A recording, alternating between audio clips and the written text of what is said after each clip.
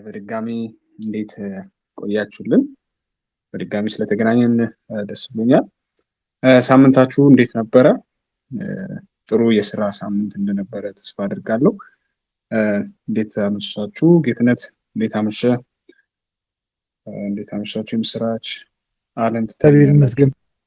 ሰላም ነው፣ ሁሉ ሰላም ሁሉ ሰላም ጌትነት። ሌላ አለም ትታዩኛላችሁ? የምስራች እንዴት ነሽ?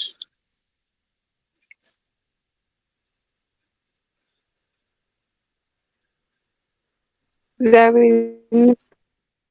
እንዴት አመሻችሁ? አለን ፈጣሪ ይመስገን። የዛሬው የረቡዕ የባለሙያ መድረካችን ባለሙያዎች ፍላጎት ላይ ያሉ ባለሙያዎች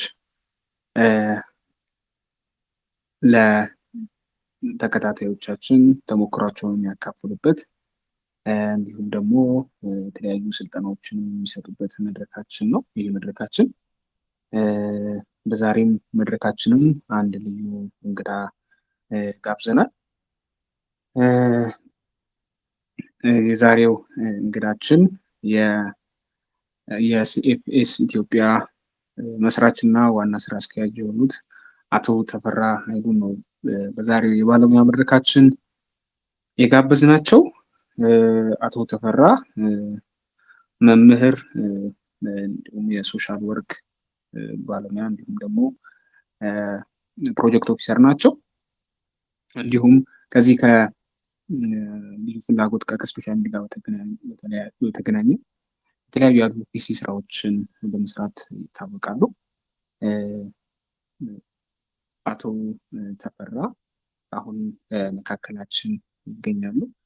አቶ ተፈራ እንዴት አመሸ?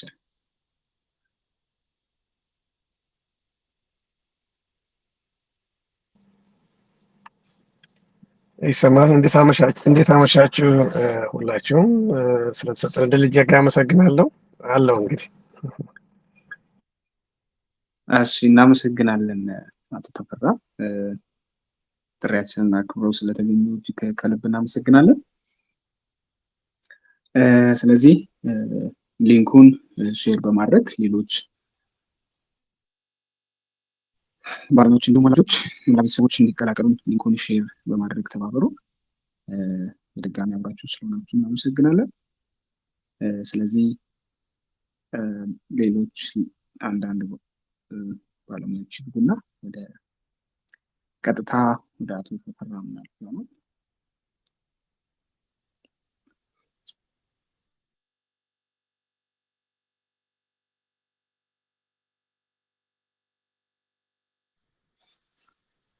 እሺ፣ በቅድሚያ አቶ ተፈራ ራሳቸውን ያስተዋውቁልንና ወደ ቀጣዩ ፕሮግራማችን እናልፋለን። አቶ ተፈራ ራስዎትን ያስተዋውቁልን።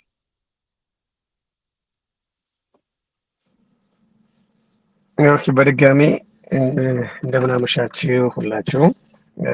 ተፈራ ኃይሉ እባላለሁ። የታሪክ አስተማሪ ነኝ። የማህበራዊ ጉዳይ ባለሙያ ሶሻል ወርከር፣ እንዲሁም ደግሞ በተለይ የልጆች ላይ ወጣቶችና ወጣት ሴቶች ላይ ትኩረት አድርጌ የአድቮኬሲ ስራን እሰራለሁ። በዚህም ደግሞ ይህን ስራም ደግሞ ለማስኬድ ያመች ዘንድ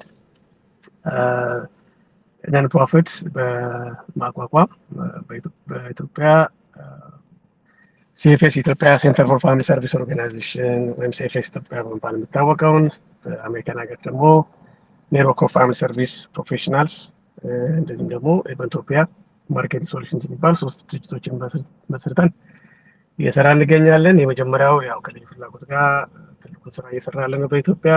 ሌላኛው ደግሞ እዚሁ በአሜሪካን ሀገር ኔትወርክ ኦፍ ፋሚሊ ሰርቪስ ፕሮፌሽናልስ እነዚህን በማደጎ ስርዓት ውስጥ ያለፉ ልጆችን ሁሉንም ማለት ለማገዝ የተቋቋመ ሲሆን፣ ሌላኛው ኢቨንቶፒያ ማርኬቲንግ ሶሉሽንስ ደግሞ ኢቨንትና ማርኬቲንግን ለመስራት የተቋቋመ ነው። እንግዲህ ትምህርቱን ጨርሼ በባለሙያነትም ሳገለግል ኦልሞስት አሁን ከ25 ዓመት በላይ ይሆናል። በዚህም 2 ጊዜ በአሜሪካን ሀገር የሂውማኒቴሪያን አዋርድ 2017 እና 19 ላይ እንደዚሁም ደግሞ የተለያዩ ሰርተፊኬቶችና ሽልማቶችን ከተለያዩ አካላትና የመንግስትም እንዲሁም ደግሞ ከግል ድርጅቶችም አግኝቻለሁ። እንግዲህ ይህን ይመስላል የኔ ጉዞ በትምህርት ጉዳይ ላይ።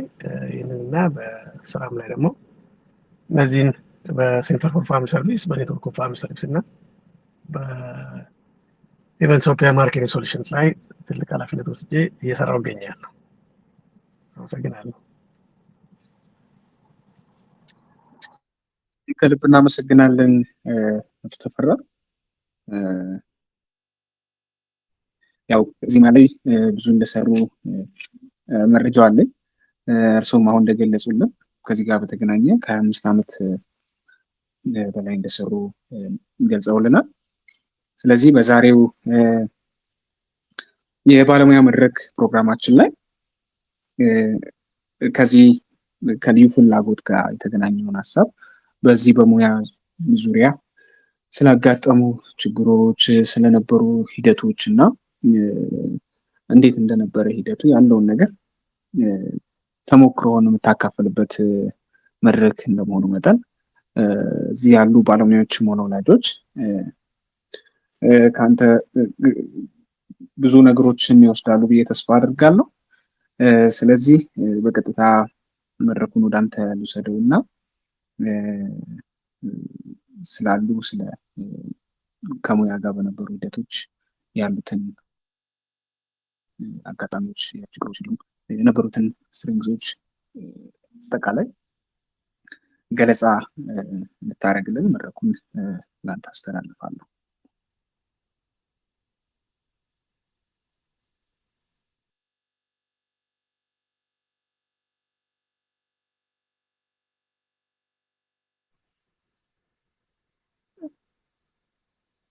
አቶ ተፈራ ድምጽ ይሰማል? አም ሶሪ ሚውት ሆኖ ነው። ይሰማችኋል? ይሰማል። በመጀመሪያ በእውነት እጅግ አመሰግናቸዋለሁ። እናንተም ጊዜያችሁን መስዋዕት አድርጋችሁ እንደዚህም ደግሞ ሌሎች እህቶችም ወንድሞችም መስዋዕት አድርገው ጊዜያችሁን የኔን ምንም ሊጠቅም የማይችል ነገር ግን እንደ ምሳሌ ሊሆን ከቻለ እና ሊወሰድ ከቻለ የሚችልን ልምድ እንዳካፍል ስለፈቀዳችሁ እጅግ አመሰግናለሁ። ሌላው እዚህ ውስጥ በጣም ያሉትን በዚህ በልዩ ፍላጎት ላይ ትላልቅ ስራዎችን የሰሩ ወንድሞች እህቶችን በዚህ አጋጣሚ ሳላደንቅ አልቀርም እና እኔ የምናገረው እንግዲህ እኔ በተጓዝኩባቸው ወይም ደግሞ ሌሎችም ጨምሬ በተጓዝኩባቸው የሆኑትን ነው። እንግዲህ የመጀመሪያው ጥያቄ ያው ቀደም ብዬ ለነበሩት እንደገልጫለሁ። ድጋሚ እንደዋርፍደው ለመጡት ቤተሰቦች ለመድገም ያህል ተፈራ ኃይሉ እባላለሁ። እኔ ታሪክ አስተማሪ፣ የማህበራዊ ጉዳይ ባለሙያ እና እንደዚሁም ደግሞ የህፃናት የወጣቶች እና ሴት ወጣቶች ላይ ትልቅ ስራዎችን ለመስራት አድቮኬት በጣም አደርጋለሁ።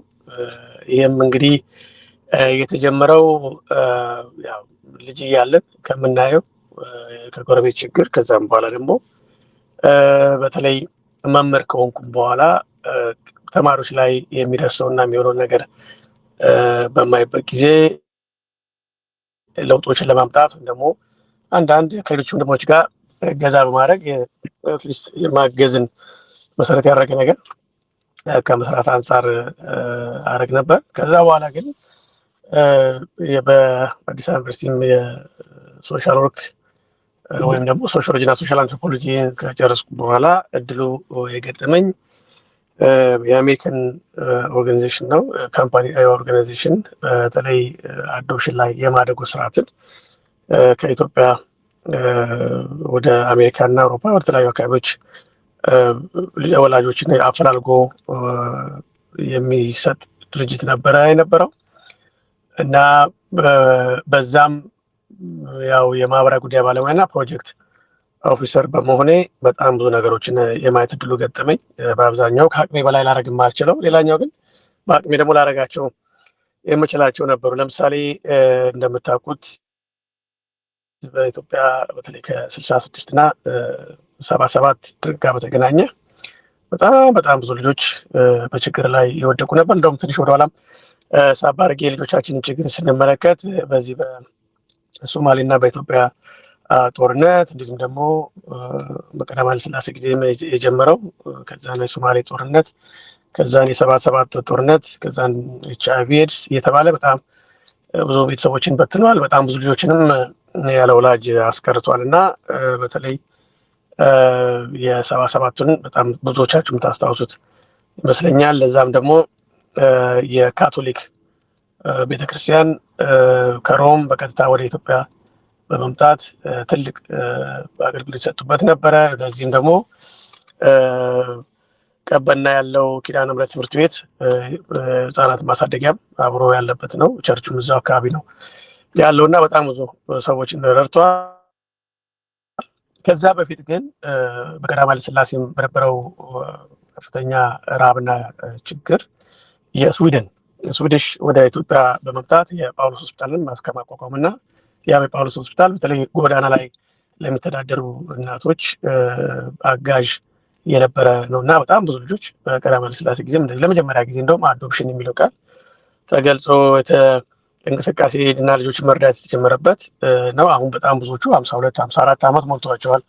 በቀዳማዊ ኃይለ ሥላሴ ጊዜ በ1966 ወይም ከ74 ጀምሮ አዶፕት ተደርገው ሄዱ የነበሩ ማለት ነው። ከዛም በኋላም እንዳልኩት የ77 ከዛ በኋላም ደግሞ እንደዚሁ HIV ኤድስ በጣም ብዙ ችግርን ፈጥሯልና የደረስኩበት አንዱ የኤችአይቪ ኤድስ ነበር እና ልጆች በዚህ በህፃናት ማሳደጊያ ውስጥ ድርጅቱን የሚሰራበት የነበረው ድርጅት ከብዙ ህፃናት ማሳደጊያ ጋር ይሰራ ስለነበር ወደ ማዕከሉ በሚመጡበት ጊዜ ልጆች በሶስት ተከፍለው ነበር አገልግሎት የሚሰጣቸው የነበረው።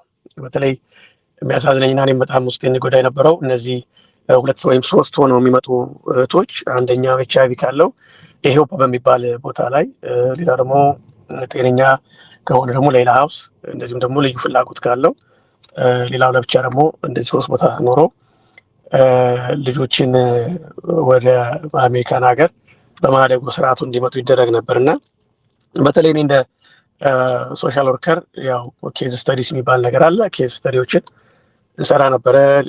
የአንድ ቤተሰብ ሲሰራ የኤችአይቪ ፖዚቲቭ የሆነው ህፃንም እንደዚህ ደግሞ በልዩ ፍላጎት ያለው ብዙ ልዩ ፍላጎት የነበራቸው ነበሩ። ሌላው ደግሞ ተጥለው የተገኙ በማይድን በሽታ ወላጆቻቸው የተያዙ ኤችአይቪ ኤድስ እንደማለት ነው፣ ቤድሪድን የሚባለው ማለት ነው። ሌላው ደግሞ እናትና አባታቸው በተለያየ ምክንያት ያጡ እንዲሁም ደግሞ ወላጆቻቸው አብሶሉት ፖቨርቲ ወይም ደግሞ ከፍተኛ የችግር ውስጥ የሚገኙ ወላጆች ያሏቸው ልጆችን ነበር እና ያ ደግሞ በቅርበት በማየው ነገር ምን ማድረግ ይችላለሁ የሚል በራሴ ነገሮችን ማድረግ ነበር እና እኔ ሃይስኩልም እያለሁ እንደዚህ የካሪኩለር አክቲቪቲስ የተለያዩ ክበባት ውስጥ ኤችአይቪ ኤድስ ኢንቫይሮንመንት ምናምን የሚባል ውስጥ ሰራ ስለነበር ከማህበረሰቡ ጋር የመገናኘት ነገር በጣም ሰፊ ነበር ማለት ነው። ስለዚህ በተለይ ወደ አሜሪካ በመጣው ጊዜ ይህንን እነዚህ ልጆች እንዴት አድርጎ መርዳት እችላለሁ፣ እንዴት አድርጌ ማገዝ እችላለሁ በሚል ነው እንግዲህ ኔትወርክ ኦፍ ፋሚሊ ሰርቪስ ፕሮፌሽናልስ ማንም በህፃናት ማሳደጊያ ይሰራ የነበረው ማንኛውም ግለሰብ እና ኢቨን ከጥበቃ ጀምሮ እስከ ትልቅ ባለሙያ ስለ ወጡት ልጆች ያገባዋል በሚል ያው ለልጆች ያገባኛል ነው ትልቁ እንትን ለልጆችና ወጣቶች ያገባኛል እና የ30 ዓመት እቅድ የ5 ዓመት መርሃ ግብር እያልኩ ነው እና ምሰራ የነበረው እና እነዚህ ልጆችም ለማገዝ እዚህም ደግሞ ስመጣ በጣም አሜሪካን ሀገር ስመጣ ደግሞ በጣም በከፍተኛ ሁኔታ ብዙ ችግር ነበርና ያን ለመርዳት ነው እንግዲህ አንደኛ ታሪክና ባህልን ከማስተማር አንጻር የማውቀው ያው እኔ ታሪክ አስተማሪ ነኝ፣ ታሪክ ተማሪ ነኝ።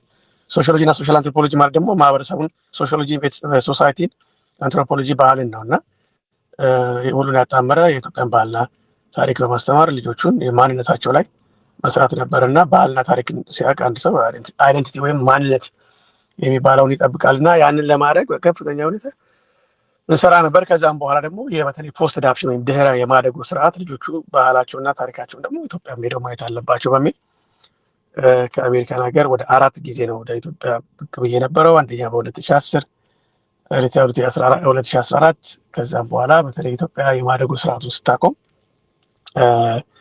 በ2017 ከአንድ እዛ ሎካል ከሆነ ድርጅት ጋር ተፈራርሞ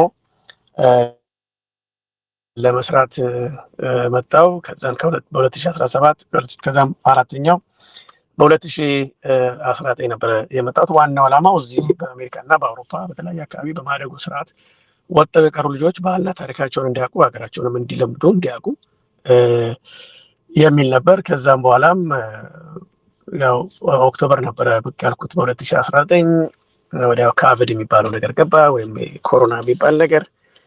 እዛም በኋላ እኔም ይዤ የመጣሁት ፕሮጀክት ያ በውጭ ድርጅት ስለነበረ ምንም ማድረግ ስላልቻልኩ እኔም ወደ አሜሪካ የመመለሱ ፍላጎትም ስላልነበረ በጣም ደግሞ የመንቀሳቀስም እና የክትባት ምናምን የሚሉት በጣም ግርግር ስለነበረ እዛ ኢትዮጵያ ቆየው። እዛን ቢጫ ወረቀታችንን አወጣን የኢትዮጵያዊነታችንን። ከዛም በኋላ ያደረኩት ነገር ምንድነው እንደ ማንኛውም እንቅስቃሴም አልነበረም። ስለዚህ እስከ ሐምሌ 21 2011 ድረስ ቆየውና ሴንተር ፎር ፋሚሊ ሰርቪስ ኦርጋናይዜሽን የሚባለውን ድርጅት አቋቋም። ከዛም በኋላ የሀገር ውስጥ ማደጎ እንዲበረታታ፣ የአደራ ቤተሰብ እንዲበረታታ፣ ልዩ ፍላጎት ያላቸው ልጆችን በጣም መደገፍ የሚልና በተለይ ደግሞ የድህረ ማደጎን ማገዝ የሚሉት እነዚህ 4 ነገሮችን ይዞ ሲኤፍኤስ ኢትዮጵያ ተቋቋመ ማለት ነው። እና ዋናው የሚሰራው ለማታውቁት የማደጎ ስርዓትን በተለይ ሀገር ውስጥ ማደጎ መበረታታት አለበት፣ ልጆች አዶፕት መደረግ አለባቸው።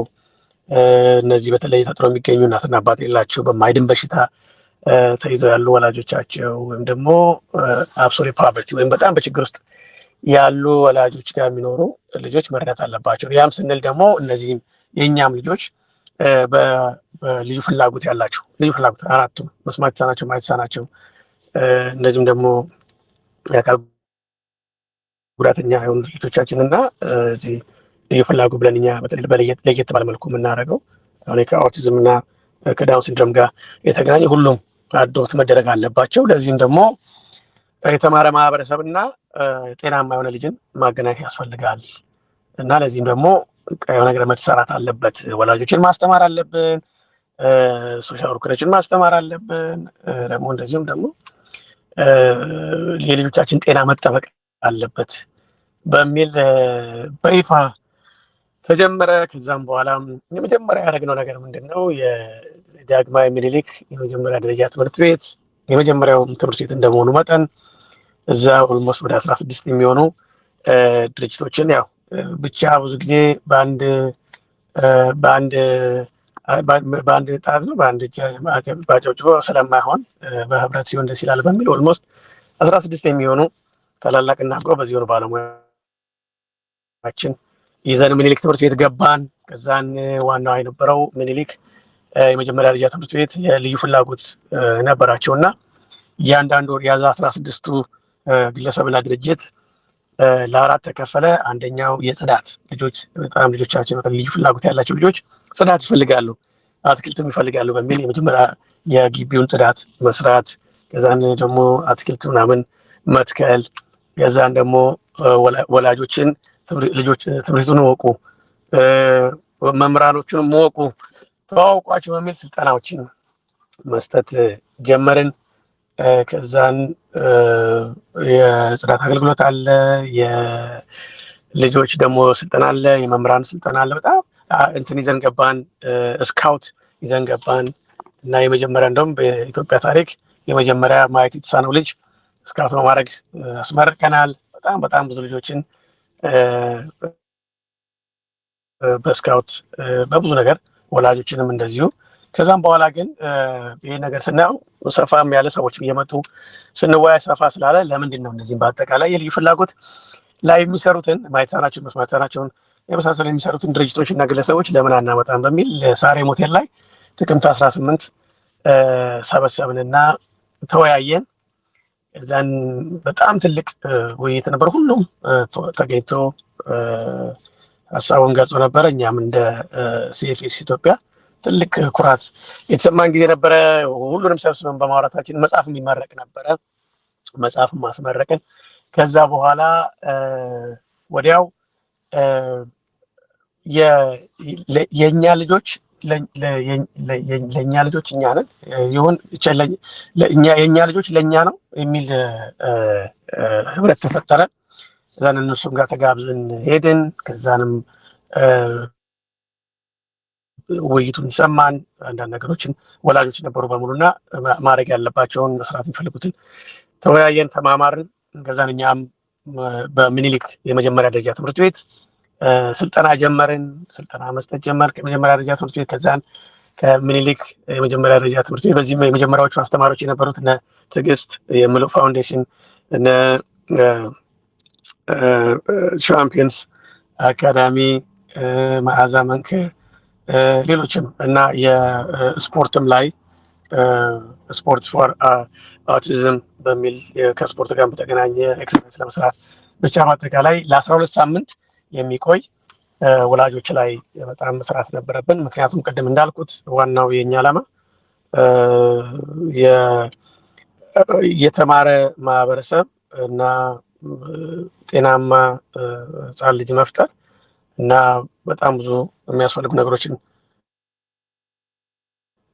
መርዳት ማገዝ ነበረ። ከዛም በኋላ በተለይ ሚኒሊክ ትምህርት ቤት ትልቅ ስራ በጣም የሚያኮራ ስራ ተሰራ። በተለይ ወላጆችንም ራሱ ስልጠናዎችን መስጠት ተጀመረ። ከዛን በኋላ እሸቱ ዶንኪ ቲዩብ በተለይ ልዩ ፍላጎት ያላቸውን ወላጆች እያወጣ መስራት ጀመረ። እሱም አንዱ የኛ ፓርት ቲም ነበረ ማለት ነው። ከዛን እኛም የመጀመሪያዎቹን አስመረቅን። እሱም ስናስመረቅ የነበረው የቲጂ ትዕግስት ምሉእ ፋውንዴሽን የሚባለው የትዕግስት ነበረ። እዛ እሷም ስታስጠምር ስለነበረ እና የምሰራው ስራም ደግሞ በጉልህ ሌሎች ማወቅ አለባቸው ብለን ስላመንን አደግን ለመጀመሪያም ጊዜ ትዕግስትን ከምሉእ ፋውንዴሽን ከዶንኪ ቲዩብ ጋር አገናኘን። ከዛም በኋላ እሱም ጀግናዋ ሴት በሚል አወጣ። እሷም በጣም በከፍተኛ ሁኔታ አሁን ያለችበት ደረጃ ላይ ደርሳ ሌሎችንም እንደዚሁ እያደረግን ቀጠል። ከዛን ስልጠናዎችን መስጠት 7 ዙር በተለይ ደግሞ ይሄ ዋናው የኛ የነበረው የዩኒቨርሲቲዎችንም ማምጣት በሚል እዛው ላይ ደግሞ የፑድስ ፕሮጀክት የሚል ለምንድነው አውቲዝምን ለመከላከል ለምን ፑድስ ፕሮጀክትን አናመጣም የሚል ፕሌይ ኤንድ ሚውዚክ ቴራፒ፣ ዩኒቨርሲቲስ ፎር አውቲዝም፣ ትሬኒንግ ፎር ኬር ጊቨርስ፣ ፓረንትስ እና ፕሮፌሽናልስ፣ ዳያግኖሲስ ቬሪ ኢምፖርታንት ነው። ዲ እና ደግሞ አይ ደግሞ ኢንካም ጀነሬቲንግ አክቲቪቲ ለወላጆች ኢንካም ጀነሬቲንግ አክቲቪቲስ መቋቋም መጀመር አለበት አለን እና በዚህ በሌላኛው ደግሞ ሶሻል ሚዲያ ላይ ፕሬዘንስ መኖር አለበት የሚለው ትልቅ ሚና ነበር። ከዛም በኋላም እንደዚሁ ሁሉንም ለማድረግ ሞከርን። ለምሳሌ የመጀመሪያውን ፕሌይ አርት ሚውዚክ ቴራፒ ሜሮን የምትባል ልጅ ነበረች። ወደ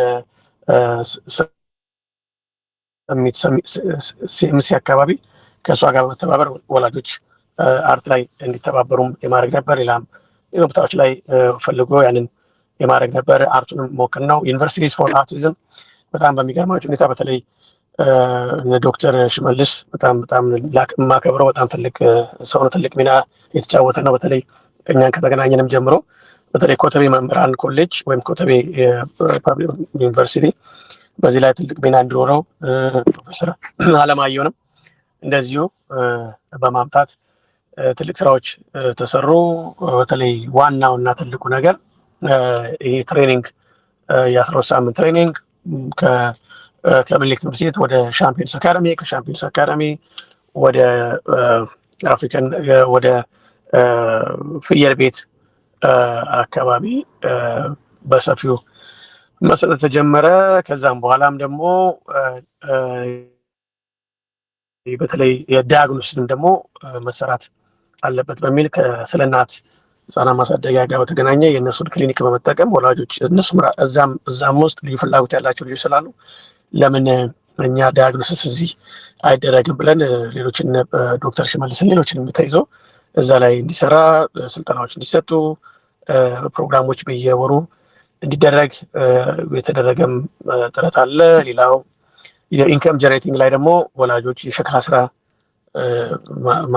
ማስተማር፣ ማሳወቅ በተለይ በዚህ ጉዳይ ላይ ዋናው መተንፈስ ነው ብለው እየተንቀሳቀሱ ያሉ አንድ ትልቅ ሰው አሉ። እሳቸው ናቸው። በተለይ ዶንኪ ቲዩብን እናቶቹንም አንድ ላይ በማምጣት ከእኛም ጋር ቲም በማድረግ የዳንቴል ስራ፣ የሸክላ ስራ የመሳሰሉትን እንዲሰሩ ተደረገ። ከዛም በኋላ ግን ዋናውና ትልቁ የሶሻል ሚዲያ ፕሬዘንሱ ምን ይሆን ሲባል 3 ነገር ነበር ያደረግነው። አንደኛው የቴሌግራም ቻናል ከፍቶ ከሰኞ እስከ እሁድ ለ5 ቀናት ማድረግ። ከዛም በኋላ ግን ቅዳሜ በማድረግ በጣም አስተማሪ የሆኑ ነገሮችን አሁን እንደዚህ እናንተም እንደምታደርጉት የተናገርነውን ነገር በመቅረጽ በማስቀረት ወላጆች በጣም እርስ በርስ በመማማር ሲኤፍኤስ ኢትዮጵያ በጣም ይባል ነበር። በተለይ ወይዘሮ ሰሚራን በዚህ አጋጣሚ እጅጉን ሳላመሰግን አላልፍም። በጣም የምትገርም እናት፣ ሌሎችም እናቶች ጀግኖች ናቸው። እኔ ሁሉንም ነው። ዋናው ትልቁ ነገር ወላጆችን ስናመጣ በቃ የተማረ ወላጅ ከሆኑልን እኛ የባለሙያ ስራ ነው የምንሰራው። ስለዚህ በጋራ ልንጣመር የምንችለው ወላጆች በጣም ሲማሩና ሲያውቁ፣ እነሱም በራሳቸው ሲያደርጉ፣ ባለሙያም ደግሞ የራሱን ሚና ሲጫወት፣ መንግስትም ዩኒቨርሲቲዎችም ሲጫወቱ ጤናኛ ማህበረሰብ እንፈጥራለን። መንግስትም ከፖሊሲ አንጻር ከሌሎች ቴክኒካል ነገሮች ከማገዝ አንጻር እንትኖችም ዩኒቨርሲቲዎችም ጤናማ በተለይ እዛ ውጭ በእነሱ ጋር በዩኒቨርሲቲ የሚማሩ ተማሪዎች ዋናውን ከወላጆች ጋር ብዙ ጊዜ አይገናኙም። ወይ ከመጽሐፍ አንብበው ወይ ሰው ጠይቀው ያልሆነ ሰው ጠይቀው ወይም በራሳቸው ፈጥረው ሊሆን ይችላል። እና ግን ለምንድን ነው ወላጆችን ተገኝቶ በትክክል ችግር ፈቺ የሆነ ነገር የማንሰራው የሚለው አንዱና ትልቁ ነገር ነበረ የኛ። ከዛም በኋላ እንግዲህ በዚህ ቅድም በገለጽኩት አይነት መልኩ በጣም ብዙ ስራዎችን ሰርተናል። የመጀመሪያውን በተለይ ወላጆችን በማሳተፍ የመጀመሪያው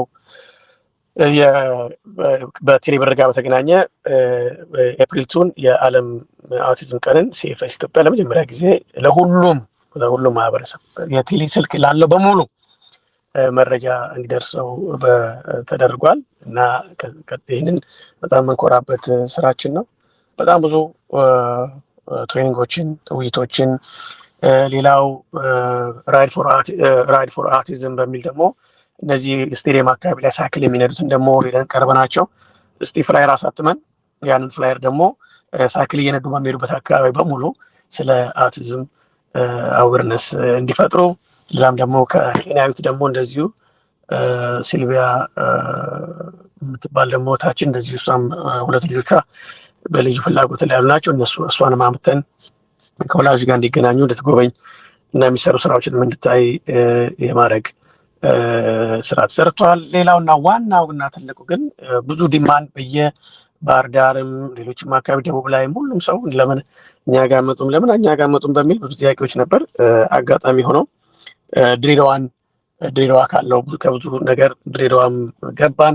አሁን ድሬዳዋ ላይ በጣም በሚገርም ሁኔታ የድሬዳዋ ክልል መንግስትም ቦታ ሰጥቶን ያው ቅድም እንዳልኩት ወላጆችንም እነዚህን 6 እና 7 ነገሮችን ፕሌይ አርት፣ ሚውዚክ ቴራፒ፣ ዩኒቨርሲቲ ፎር አውቲዝም፣ ትሬኒንግ ፎር ፓረንትስ ኬር ጊቨርስ ኤንድ ፕሮፌሽናልስ፣ ዳያግኖሲስ፣ ኢንካም ጀነሬቲንግ አክቲቪቲስ እና ሶሻል ሚዲያ ፕሬዘንስ የሚለውን በዋናነት ይዘን እዛም በሰፊው አሁን የድሬዳዋ ዩኒቨርሲቲ በተለይ በጣም ትልቅ ስራዎችን ከኛ ጋር ድሬዳዋ ላይ እየሰራ ይገኛል። የድሬዳዋ የሴቶች ጉዳይ ጋር ተፈራርመን በጣም ትልቅ ስራዎች እየተሰሩ ነው ያሉት ከከንቲባ ቢሮውም ሌሎችም። አሁን በሰፊው ደግሞ ለማስፋት ነው እቅድና ፕሮግራም ያለው። ብዙ ጥያቄዎች ከተለያዩ ክልሎች በተለይ ይመጣል። አሁን እንደዚህ እናንተን የመሳሰሉ ሰዎችን ቤተሰቦቻችን ይዘን ደግሞ በሰፊው እንሰራለን ብዬ አስባለሁ። በዚህ እንግዲህ ሁሉ ሲሆን ነገሮች ሁሉ አልጋ ባልጋ አልነበሩም። በጣም ብዙ ነገሮች የገጠሙን እናሉ። ግን ያ ደግሞ አንድ ሰው መልካምና ጥሩ ነገር ለማድረግ በሚያደርገው ጥረት ውስጥ የሚገጥሙ ነገሮች ስለሆኑ ሁልጊዜ ለጥሩ ነገር ነበረ የምንጠቀምባቸው አዲስ ነገሮችን ሁልጊዜ ደስ የሚለን አዲስ ነገር ነበረ የምናስተዋውቀው። ወላጆቻችንን ባስመረቅን ቁጥር ሁልጊዜ አዳዲስ ፕሮግራምና ፕሮጀክቶችን እናስተዋውቃለን። እንደሚታወቀው የዓለም ህጻናት ቀንን የኢትዮጵያ ህጻናት ቀን፣ የዓለም አውቲዝም ቀንን የኢትዮጵያ የልዩ ፍላጎት ህጻናት ቀን፣ የግንዛቤ ማስጨበጫ ቀን እያልን ወደዛ ቀይረን ነው የምንሰራው እና የእኛ ብዙ ጊዜ ከውጭ ጋር ካልነው በስተቀር ሀገር ውስጥ ብዙ እንደዚህ በግሩፕ መጥቶ የሚሰራ የለም። እንደ አንድ ችግር የሚታየው እኛ ኢትዮጵያውያን ብዙ ጊዜ አብሮ መብላት እንጂ አብሮ መስራት ላይ በጣም ገና ስላልተለመደ ያን ነገር እንደ አንድ ብዙ ነገሮች እንዳናሳካ የሆኑ ናቸው። ሌላው ደግሞ ጥሩ ሀሳቦች ባይመጡበት ጊዜ ያንን ሀሳብ ደግፎ የተሻለ ነገር ላይ ለማድረስ ደግሞ እሱም ለትንሽ ሰነፍ እንላለን። ምንድነው ጥሩ ዛፍ ላይ ስትወጣ የሚገፋ ሰው አታጣም ይባላል እና መደጋገፍ አለብን ለማለት ነው። እና እኔም አሁን ደስተኛ ሆኜ የእናንተንም ጊዜ ወስጄ ሊጠቅም ከቻለ ብዬም ሀሳቤን ሼር ማድረግ በኋላ ላይ አንድ ላይ እንደዚህ መደማመጣችን አንድ ላይ ህብረታችን እንዳለ ሆኖ አንድ ላይ መምጣት አለብን ወደሚለው ለማለት ነው። በጣም አመሰግናለሁ። ጊዜያችሁን ወሰድኩ መሰለኝ። ይህን ይመስላል ጠቅላላ ባለመልኩ። ሌላው አሁን 3 መጽሐፍቶችንም አሉን አሁን ሊወጡ የሚችሉ። አንደኛው ስልጠና በምንሰጥበት ጊዜ የነበሩ ወላጆችን ውስጣቸውን ማውጣት ስላለባቸው ልምዳቸውን ማካፈል ስለነበረባቸው ልምዳቸውን ያካፈሉበት አዲስ ዓለም የኛ ይሄ ለእኛ አዲስ ዓለም ነው፣ እኛ አሁን ያለንበት ትሬኒንግ ወስደን ተለውጠን ያለንበት አዲስ ዓለም ነው ብለው የጻፉት መጽሐፍ አለ አዲስ ዓለም። እሱም ታትሟል። የተወሰነ ግን ለብዙ ጊዜ ለስልጠና ለሚወስዱ ወላጆች እንደ ማስተማሪያ ነበረ የምንጠቀምበት። አሁን ግን እንደምሰማው ከሆነ እንደውም አንድ ወንድማችን አዲስ ዓለም መጽሐፉን አጋጣሚ ሆነው ብቅ ብሎ እኛም ጋር ወላጆችን ለማገዝ በነበረው ጥረት እኔም ሙሉ እምነት ኖሮኝ ሰጥቼው ነበር። ግን ያው አጋጣሚ እሱም ወስዶ አዲስ ዓለም የሚል ልዩ ፍላጎት ያላቸው ስልጠና በሚል አሁን እንደውም 7ኛ ዙር እንደደረሰና መጽሐፉንም በማሳተም 500 ብር እያደረገ ለወላጆች እየሸጠ እንዳለም መረጃ ደርሶናል። ያ ደግሞ ከህብረታችንና አንድነታችን መጠናከር አለበት ከሚል አንጻር ነው። ስራ ዳምጣችሁ አመሰግናለሁ። ጥያቄና መልስ ሌሎች መጨመር እችላለሁ።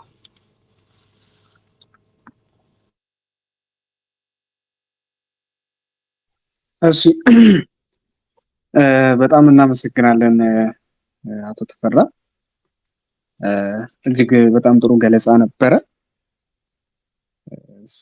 ስለነበረ ከዚህ ከአድቮኬሲው ጋር ከስራ ጋር በነበረ ሂደት አጠቃላይ ደግሞ ከሲኤፍኤስ ጋር የነበረውን እንቅስቃሴ ጥሩ አድርገህ ነው እየገለጽክልን። ያው ሌላውን ደግሞ እንግዶቻችን እየጠየቃችሁ ደግሞ ሌላ ተሞክሮችን ያሉትን ሂደቶች ደግሞ ሞር እንዲያወጣ ታደርጉታላችሁ ብዬ ተስፋ አድርጋለሁ። ለአቶ ተፈራ ማቅረብ የምትፈልጉት ጥያቄ ካለ ጥያቄዎችን ልቀበል።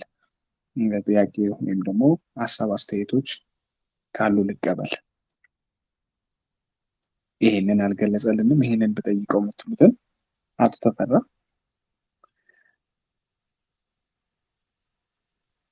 እኔ ምናልባት እናንተ ከማንሳታችሁ በፊት አቶ ተፈራ ከሲኤፍኤስ የሰራቸውን አብዛኞቹ ስራዎች ስታጫውተን ነበር እና በጣም ሀገሪቷ ላይ ትልቅ ኢምፓክት እየፈጠረ ያለ ተቋም እንደሆነ ይታየኛል እና በስተመጨረሻም ክልሎች ላይ ሁሉ የመሄዳት እድል እንደነበራችሁ በተለይም ድሬዳዋ ላይ ሶሻል ሚዲያችሁን ስከታተለው ነበር እና ድሬዳዋ ላይ ጥሩ እንቅስቃሴዎችን እያደረጋችሁ እንደነበር ተመልክቻለሁ። እዛ ድሬዳዋ ላይ ወይም ደግሞ ድሬዳዋ አካባቢ ስትሆኑ ሞር ደግሞ ለክልሉ ቀረብ ስለምትሉ በክልሉ አካባቢ ያለውን ከዚህ ከልዩ ፍላጎት ጋር የተገናኘውን እንቅስቃሴ ምን ይመስላል? እኛም በቅርበት የምንሰማቸው አንዳንድ ሂደቶች አሉ። ክልሎች ላይ ያለው እንቅስቃሴ ትንሽ ዝቅተኛ እንደ አዲስ አበባ አይደለም የሚል ሀሳቦች፣ አንዳንድ ደግሞ የወላጆች ቅንጅት ያሉት ደግሞ ሴንተሮች፣ ተቋማት እጥረት ይታያል እና ከዚህ አንጻር ምን ተመለከታችሁ? ምን ታዘባችሁ? የሌሎችም ክልሎች ተሞክሮዎች ምንድን ነው የሚለው እሱ ላይ ምናልባት ተጨማሪ ሀሳብ ካለ እሱ ላይ እስቲ ሀሳብ ብትሰጠን። ጥሩ ጥያቄ ነው። እኛ ወደ ድሬዳዋ ሄድነው አጋጣሚ ሆኖ ከድሬዳዋ እና እዛ አካባቢ ላይ አዲስ አበባ እየመጡ ለልጆቻቸው ሕክምና የሚከታተሉ ሰዎች ነበሩ። ግን የሚገርመው ሲመጡ እነሱ ቅዳሜ ስለሆነ የኛ ስልጠና የሚሰጠው ቆይተው ልጆቻቸውንም ለሕክምና አሳይተው ስልጠናውንም ወስደው ይሉ ነበር እና አንዱ ያም ነው የረዳው። ከተለያየ አካባቢ ላይ ይመጡ ነበር። ሁለተኛ በዚህ በቴሌግራም ቻናል ላይ ያደረግናቸው ነገሮች እና ወላጆችም ደግሞ እርስ በርሳቸው ያደረጉት የነበረ በጣም ትልቅ እገዛና እርዳታ አድርጓል። ሌላው በተለይ ፍላጎታቸው በጣም ከፍተኛ ነው። ግን አንዳንዴ ደግሞ የእውቀት ማነስም አለ። አሁን ትልቁ የግንዛቤ ነው። ግንዛቤ ማነስ ስላለ አንዳንዱ ከኃጢአት ጋር፣ አንዳንዱ ከርግማን ጋር፣ ከብዙ ነገር ጋር ስለሚገናኝ ትንሽ ያንን ለማድረግ በጣም የኛም ጥረት ይፈልግ ነበረ። በሚገርም ሁኔታ ግን ድሬዳዋ እንደገባን የመጀመሪያ ነገር ምንድነው በሙሉ አሁንም እንደተለመደው ሴክተሩን በሙሉ ከሴቶች ጉዳይ ጋር ሰበሰብን። የምክር ቤት ሰዎችን በሙሉ ሰበሰብን። ከዛን በዛ ላይ ውይይት፣ ከፍተኛ ውይይት ነበረ። በድሬዳዋ ቴሌቪዥን ፕሮግራም ተላልፏል። ከዛን ምንድን ያደረግነው ይህ ለመጀመሪያ ጊዜ በድሬዳዋ ከተማ የማርሽ ባንድ እንትን ብሎ በሰፊው ቅስቀሳ አዌርነስ ተፈጠረ። ከዛም በኋላም የአውቲዝም ቀን ኤፕሪል 2 ነበርና እንደዚሁ ደግሞ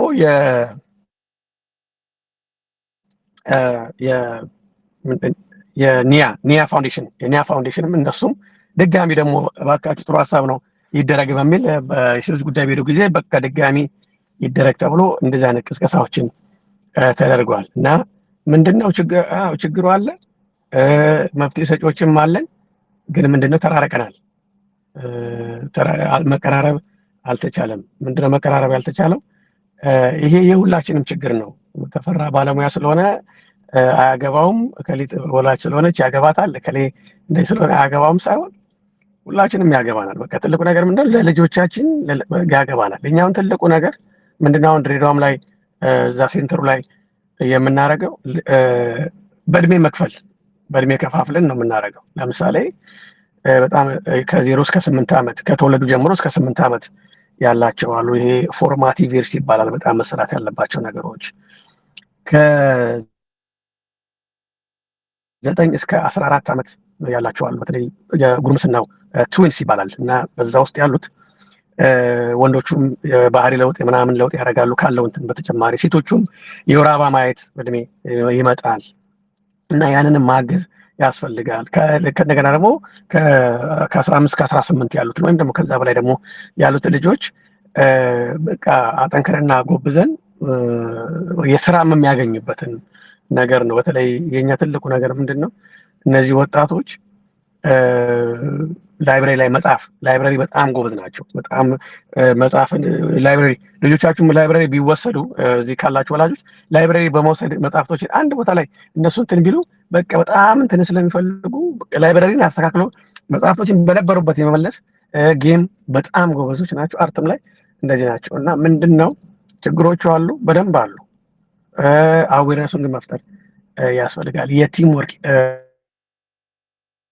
ያስፈልጋል፣ የጋራ ያስፈልጋል። ለምሳሌ አሁን አዌርነስ መፍጠር ከቻልኩኝ መላ ደግሞ ማስተማር ከቻለ የምስራችን አይቻለው።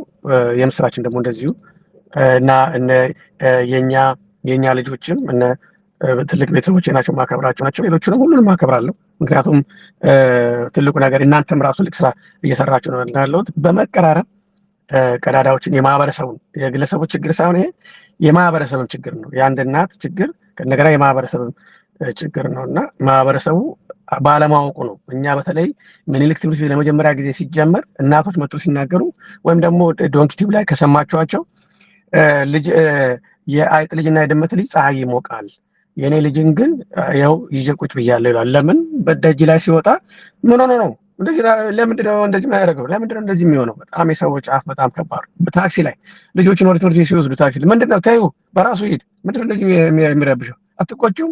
ማህበረሰቡ ገና ከኛ ጋር ዋናው ነገር የነበረው እንደው ያ ነውና ትልቁ ነገር የምናገረው ነገር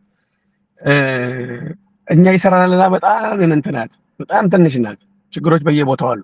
አሁን በአማራም ክልል ጥያቄዎች አሉ፣ በደቡብም ጥያቄዎች አሉ፣ እንደዚሁም ድሬዳዋና አካባቢው ላይ ጥያቄዎች አሉ እና እኛ የምንጠቀምበት አሁን በተለይ ድሬዳዋ ላይ በጣም ትልቁን እንትን እያደረግን ያለ ነው ምንድን ነው በቃ መደገፍ የሚፈልግ ማድረግ የሚፈልግ ነገር ሰው በሙሉ መጥቶ እንዲያደርግ ነው እና በጎ ፈቃደኞችን የማምጣት የድሬዳዋ ዩኒቨርሲቲ አሁን በደንብ አድርጎ ይሰራል።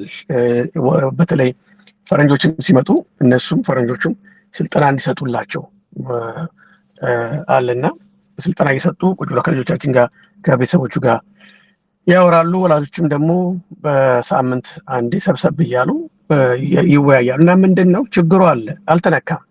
ምክንያቱም ገና ነው። ምንድነው የሚባለው ታፕ ኦፍ አይስበርግ ነች። ትንሽ በቃ አናት ላይ ያለ ነገር ነው እና ያንን በጋራ መጀመርና ማስተካከል የሚቻልበት ነገር ይኖራል እና እንዳልከው በየቦታው ፍላጎቱ አለ። በየቦታው ላይ ትርምች አሉ።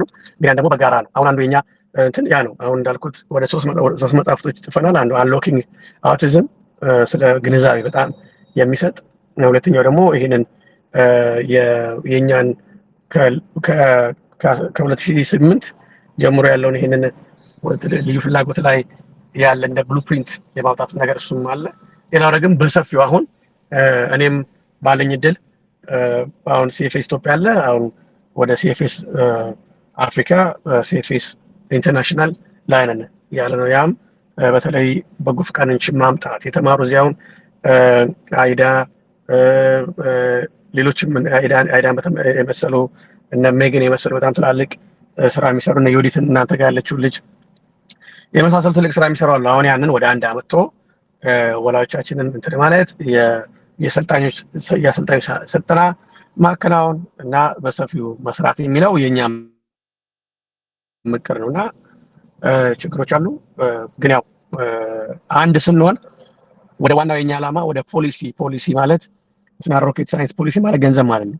ገንዘብ ለዚህ ነገር መንግስት መድቦ የሴቶች ጉዳይም ጽህፈት ቤቱም ይሁን የሚኒስቴር መስሪያ ቤቱ ትኩረት ሰጥቶት ከዛም በኋላ ታች ላይ ተወርዶ ደግሞ የሚሰሩ በዚህ ላይ የሚሰሩ ድርጅቶችን መንግስትም እየደገፈ እነሱም ደግሞ የሚረዷቸውን ልጆች ለምሳሌ ልዩ ፍላጎት ላይ ያላቸው ልጆች የስልጠናም ከሆነ ስልጠና የሚሰጥ ግሩፕ፣ ልጆች ላይ የሚሰራ ግሩፕ፣ ፕሮፌሽናልስ ላይ የሚሰራ ግሩፕ፣ ዩኒቨርሲቲ ላይ የሚሰራ ግሩፕ፣ ሬዲዮ ለምሳሌ አሁን እኛ አዋሽ ሬዲዮ ላይ እንችላለን የሚል ፕሮግራም ብዙ ለመጀመር ተፈልጎ 1-2 ለመስራት ታስቦ ማስታወቂያዎች እየሄዱ ያው የሪሶርስ ችግር በመሆኑ ግን አሁን ግን ይሄ ካለ ያንን መጀመር አሁን እናንተ የምታደርጉትን ወደ በዩቲዩብ በሬዲዮ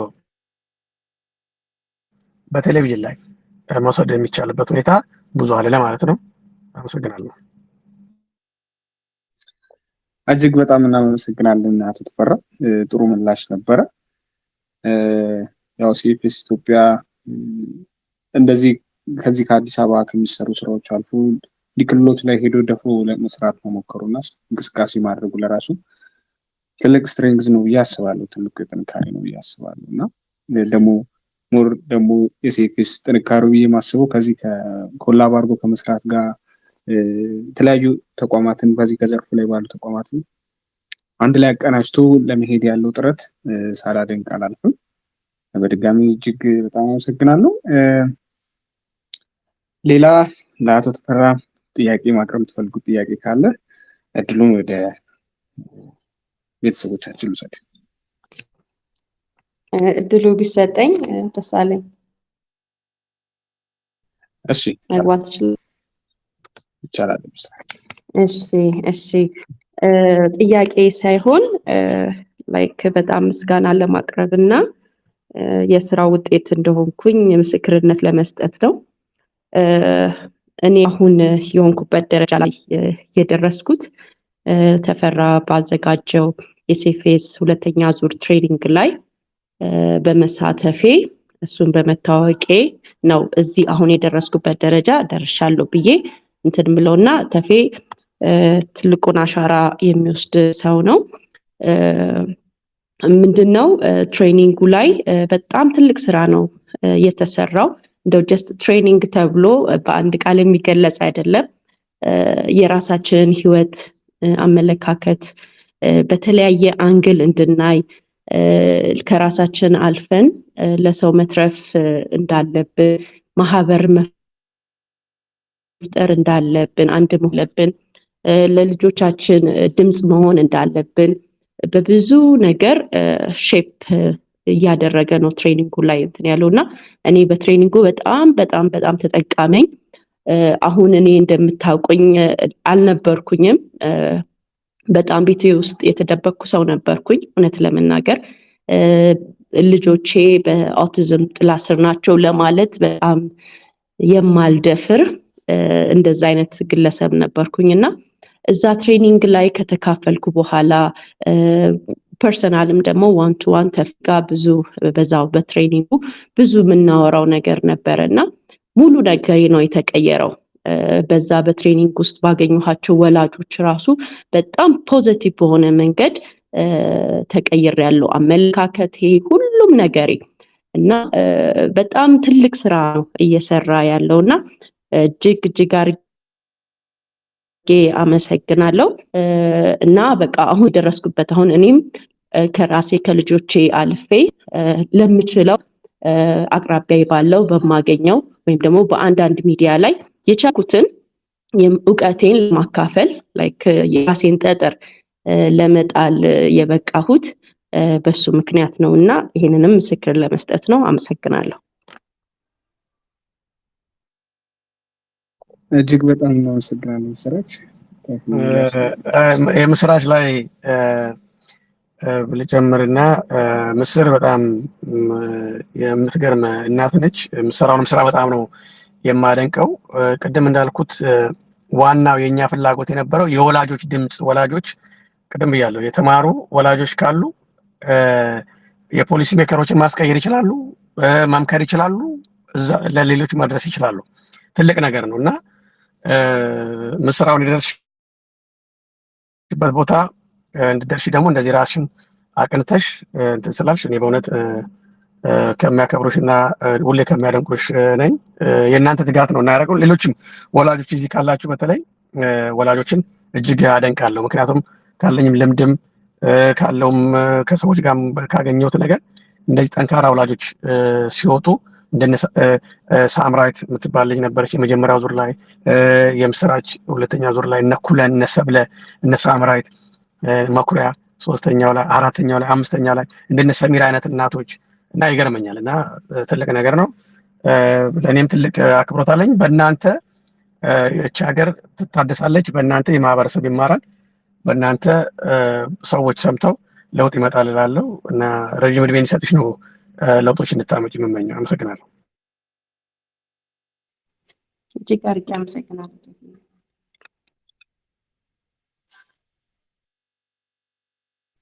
እሺ እናመሰግናለን። ሌላ ጥያቄ ያለው እናት ተፈራ ማይካችሁን ኦን አድርጋችሁ። እሺ ሊያ ፈልቀው ምንድነው እኔ እንደዚሁ አንድ በኦቲዝም ውስጥ ያለ ልጅ አለ። አሁን እንኳን ትልቅ ሰው ሆኗል። 26 ዓመት አክብሯል። በአሁኑ ሰዓት ይሰማል? ይሰማል። ሊያ መቀጠል ትችላለሽ። እሺ 10 ዓመቱ ነው አሁን ባለፈው ሳምንት የሞላው እና ቨርል ነው በአይሲኤስ ኢንተርናሽናል ስኩል የአሜሪካን ኢንተርናሽናል ስኩል እስከ 10ኛ ክፍል መማር ችሏል። ብዙ በዳታ ማለት ቲቺንግ አሲስታንት ከሱ ጋር ተደርጎ ተምሯል እና እድል የነበረው ነው ጥሩ የአርት ችሎታ አለው እና ጊፍት ነው ማለት እችላለሁ። የሳለ አሁንም መጽሐፍቶቹም ኢሉስትሬት ያደረጋቸው እስከ 7 ደርሰዋል። አንድ ኤንጂኦ ዳታ መጽሐፎቹ አማዞን ላይ ይሸጣሉ። የሚያሳዝነኝ ምንድነው ባለው ጊፍትድ በሆነው ኤሪያ ሀገርም ሆነ ውጭም ሆነ የትም ሆነ እርዳታ ሳያገኝ ራሱ ኢንተርኔት ላይ ራሱን እያስተማረ ደረጃ የደረሰውና ከ12ኛ ደረሰ በኋላ ምንም አይነት በሱ ደረጃ ሊረዳው ይችል ድርጅም ሆነ ምንም የት ማግኘት ስለምችል ምን አይዲያ አልነበረኝም። ስለዚህ እስካሁን ድረስ በራሱ እየተጣጣረ ነው የሚሰራውና ምናልባት በፖሊሲ ደረጃ ምንም ይሁን ሊካተት ይገባል ብዬ የማስባቸው አንዳንድ እንደዚህ አይነት ግብት የሆኑ ልጆች ሲወጡ እንዴት ነው እስከመጨረሻው ድረስ እድላቸው እንዲሰፋላቸው ማድረግ የሚችለው? እነዚህ አይነት ልጆች ትኩረት ሳያገኙ እንዲሁ እያረጁብን ነው። ችሎታ አላቸው፣ እውቀት አላቸው፣ ግን ራሳቸው ወጥተው እንደሌላው ኢንዲቪጁዋል ራሳቸውን ሞት አይችሉም። እኛ ደግሞ ከእድሜ አንጻር ከምንም ኔትወርካችን ሊሚትድ ነው። ምን እየተደረገ እንደሆነ ዓለም ላይ መሯሯጥ ኦልሬዲ ለህይወት የሚያስፈልገን ሩጫ ላይ ነን እና እነዚህ ልጆች ደግሞ የሚያስፈልጋቸውን ነገር ከነሱ እኩል ማድረግ ለመርዳትም አይመችም እና ባለው ሁኔታ ኢኒሺዬቲቭ አለው። እናመሰግናለን አቶ ፈራ የምታደርጓቸው። በአጠቃላይ ግን እንደረሱ ያኔ ተጀምሮ እነዚህ እናንተ የጀመራችኋቸው ፕሮግራሞች ተጀምረው ስራ ላይ የደረሱም እንዳሉ ተገልጿል። አንዳንድ ኢንዲቪጁዋሎች ደግሞ ለየት ያለ እውቀትና ችሎታ በሙዚቃም በአርትም በተለያየ ነገር ሊሆን ይችላል። እንዴት ነው ዓለም ላይ ሊታወቁ ወይም ሀገር ውስጥም ሊታወቁና በዛ ሪኮግኒሽን ደግሞ ትልቅ ደረጃ ሊደርሱ የሚችሉ እንትን ያላቸው ተስፋ ያላቸው ልጆች እንዴት ሊረዱ ይችላሉ እንትን ሲኖረው የሚለው ነገር ትንሽ ማብራሪያ ካለ ብዬ ነው።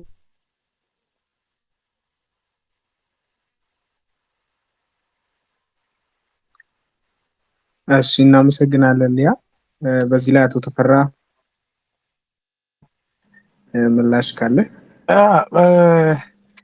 ቅድም ፍሬምወርኩን አሁንም ለማስቀመጥ እንደሞከርኩት የመጀመሪያው ማህበረሰቡን አዌር ማድረግ፣ ከዛን በጣም ደግሞ እንደነ መስራችና ሌሎችም ጀግና የሆኑ እናቶችን እህቴንም ሊያንም ጨምሮ በደንብ አድርጎ በዚህ ጉዳይ ላይ እንድታካርጎ ማሰልጠን ወይም ደግሞ ኤክስፖዝ ማድረግ ለእውቀቱ።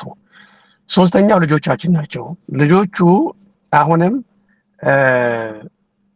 እድልና ሁኔታ ሊመቻችላቸው ይገባል። አሁን የማያቸው ነገሮች አሉ። ለምሳሌ የኛ ልጆች የፓንትናቸው ላይ አንዳንድ የሚሰሩ ወይም ፍላጎታቸው ላይ መሰረት ያደረገ ነገር የሚሰራበት ያለበት ሁኔታ አለ። አሁን ምንድነው እኔ ጠቅለል ባለመልኩ የምለው አሁን ብዙ ቴሌግራም ላይ ከሰኞ እስከ እሁድ በጣም ተጨናንቋል ቴሌግራም፣ እኛንም ጭምር። አዲስ አበባ ላይ በጣም ስልጠናዎች በስተዋል። አሁን ምንድነው መሆን ያለበት በተወሰነ ደረጃ በተለይ ባለሙያዎች እነዚህን ልጆች ላይ ደግሞ ታለንታቸው ላይ የሚሰሩ ነገሮች ላይ የማውጣት እድሉን መፍጠር። ለምሳሌ አሁን እኛ የስዕል አርት መሳያ ተገዛና ልጆች እንዲስሉበት የማረግ ቀለም ምናምን የመሳሰሉ ማለት።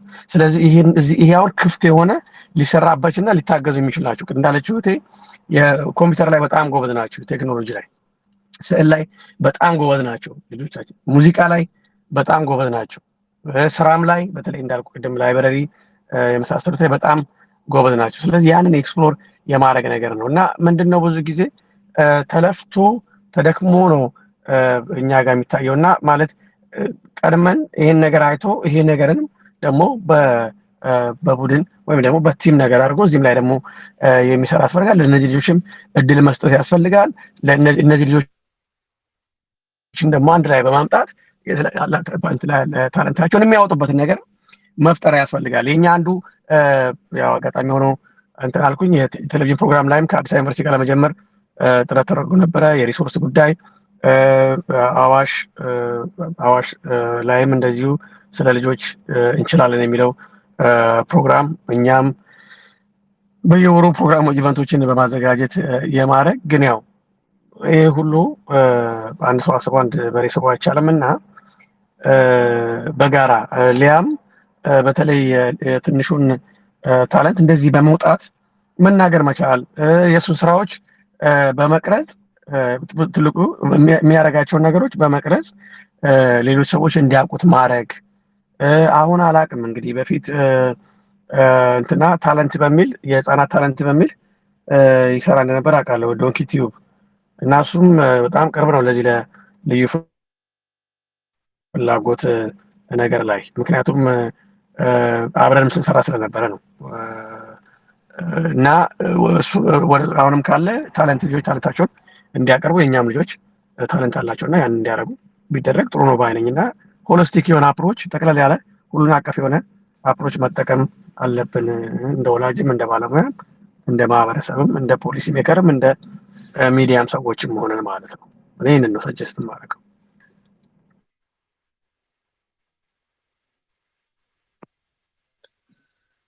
እሺ እናመሰግናለን። ከልብ እናመሰግናለን። እሺ ዋኖስ ጥያቄ የነበረ መሰለኝ፣ አሁን መቀጠል ትችላለህ። አመሰግናለሁ። ድምጼ ይሰማል? አዎ ይሰማል። አመሰግናለሁ። ያው በቅድሚያ ውድ ተፈራ በጣም ላመሰግን እወዳለሁ። ከአመታት በፊት ከአንተ ጋር ታይተን ነበረ ስታስመርቁ ሰልጣኞቻችሁን። ያኔ በሰልጣኞቹ በጣም ተገርሜ ነበረ። ያላቸው ህብረት ያላቸው ቅንጅት በጣም ያስደንቅ ነበረ እና ያኔ የነበረው የወላጆች ስልጠና አሁንም ድረስ ቢቀጥል ብዬ እመኛለሁ እና በዚህ አጋጣሚ ልዩ ፍላጎት ላላቸው ልጆች ለነሱ ወላጆች ያደረጋችሁት አስተዋጽኦ በጣም ትልቅ ነበረ። እንግዲህ ክበሩልን ለማለት እንፈልጋለን። የኔ ጥያቄ ምናልባት ሲኤፍኤስ ሴንተር ፎር ፋሚሊ ሰርቪስ በቀጣይ የወጠናቸው እቅዶች ምንድናቸው? በተለይ እዚሁ አዲስ አበባና በመላው ኢትዮጵያ ምን አስባችኋል? ከስልጠና ጋር በተገናኘ ሌሎች ስራዎች ጋር በተገናኘ እንደ በፊቱ ሞቅ ደመቅ ያለ ጠንካራ የሆነ ቀጣይነት ያለው ስራዎችን እንጠብቃለን እና በተጨባጭ የያዛችሁትን እቅድ ብትነግሩን ደስ ይለናል። ይሄው ነው የኔ ጥያቄ። አመሰግናለሁ።